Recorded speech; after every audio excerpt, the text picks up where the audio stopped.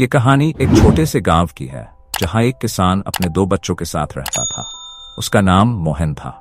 मोहन बहुत ही मेहनती और ईमानदार था, लेकिन उसकी खेती में उतनी पैदावार नहीं होती थी जितनी वह चाहता था।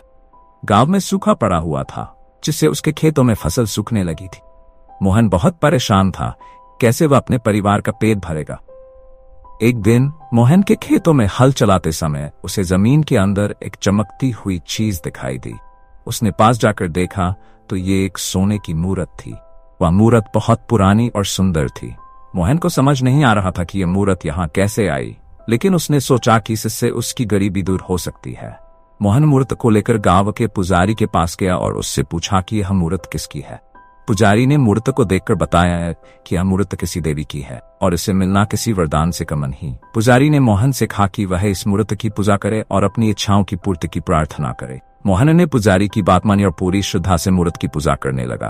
कुछ ही दिनों में उसका खेत हरा भरा हो गया और उसकी फसल इतनी अच्छी हुई कि उसकी सारी चिंताएं दूर हो गई। मोहन ने सोचा कि यह सब मूर्त की कृपा से हुआ है, इसलिए उसने गांव में एक छोटा सा मंदिर बनवाया और मूर्त को वहां स्थापित कर दिया। अब मोहन न सिर्फ एक सफल किसान बन गया था, बल्कि उसने गांव के बाकी लोगों की भी मदद करनी शुरू कर दी।